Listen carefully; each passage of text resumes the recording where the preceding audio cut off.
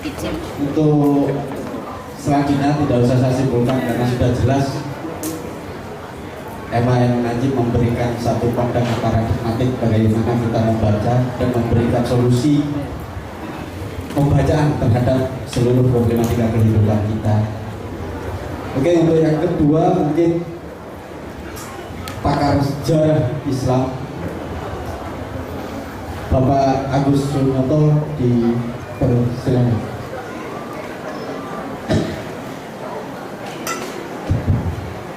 Assalamualaikum warahmatullahi wabarakatuh. Alhamdulillah, alhamdulillahirabbil alamin wassalatu wassalamu ala rasulillah sayyidina Muhammad wa ala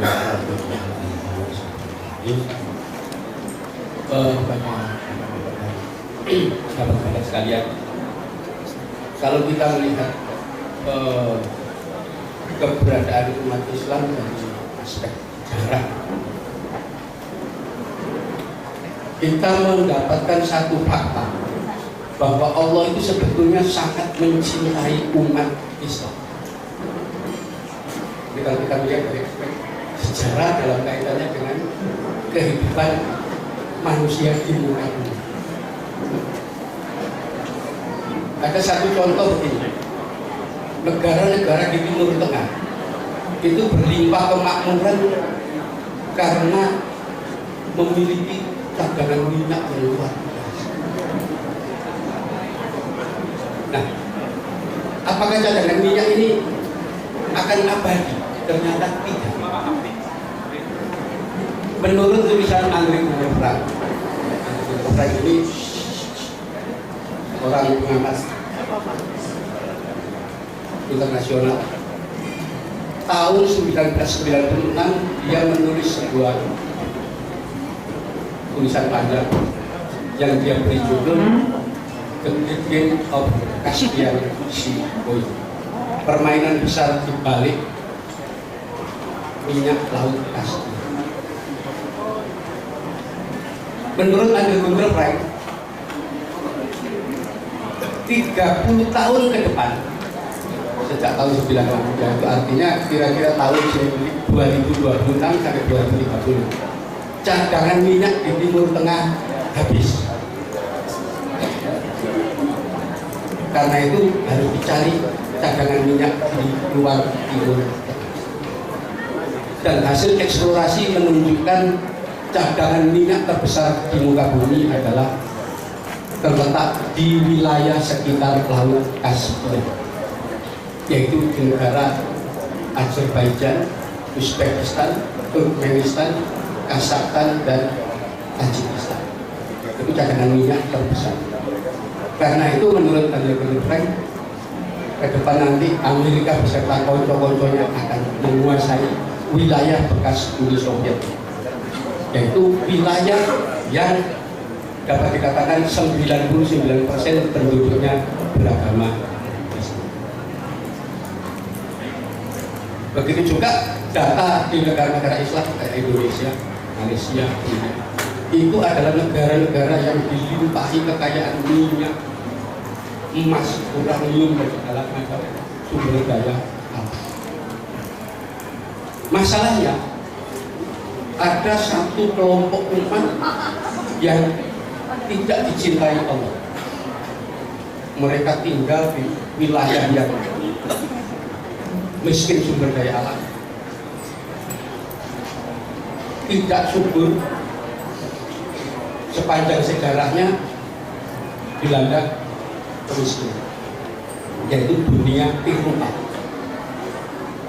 Karena itu sejak awal abad pertengahan, orang-orang Eropa yang sering dilanda kelaparan ini berusaha mencari wilayah subur di mana umat Islam berada. Sampai akhirnya mereka menemukan wilayah Asia dan kemudian melakukan penjajahan di wilayah Asia dan Afrika.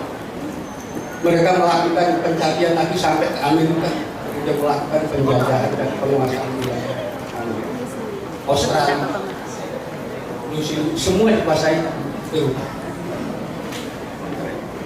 Nah, itu sebabnya umat Islam maupun negara-negara bangsa-bangsa di negara Asia dan Afrika dibikin untuk tidak bersatu. Mereka diadu satu sama lain. Kita ambil contoh misalnya bangsa Arab. Ras yang berbahasa Arab itu terbentang mulai Afrika Barat, mulai Aljazair, Maluku, Indonesia, sampai ke Afrika Pantai Timur, kemudian sampai ke daerah Jazirah Arabia, sampai ke sana. Itu adalah ras terbesar di dunia yang menggunakan satu bahasa, yaitu bahasa Arab. Itu sebabnya ras ini tidak boleh bersatu. Pecah belahlah pulau. Sampai sekarang pecah belah. Nah, di tengah pecah belah itulah kekuasaan Barat menguasai. Ini berlaku sampai saat ini. Di Indonesia juga sama. Orang Indonesia tidak boleh bersatu dalam agama dan apa kehidupan. Mereka harus bertarung satu. Kenapa? Di balik semua perpecahan itu, Barat sudah mengincar akan menguasai satu sumber daya manusia. Contoh misalnya, sejak Indonesia merdeka tahun 45 itu Barat tidak mau melepas Indonesia. Kenapa? Menjadi negara pasar potensial karya sumber daya. Disitulah tahun 48 PKI berontak untuk melemahkan kekuasaan Indonesia. September dimulai, November bisa berakhir. Desember Belanda langsung menyerang Indonesia dalam agresi kedua. Indonesia kotak-katik lagi. Setelah itu baru tahun 50 diadakan konferensi meja bulan. Ini secara tolong ingat-ingat. Dari 2 peristiwa besar perebutan PKI dan agresi kedua, diseretlah Indonesia untuk ikut ke dalam konferensi meja bulan, di mana Amerika waktu itu bertindak selaku mediator. Ternyata dalam konferensi meja bulan itu terjadi deadlock jalan dulu. Kemudian bagaimana cara mengatasi?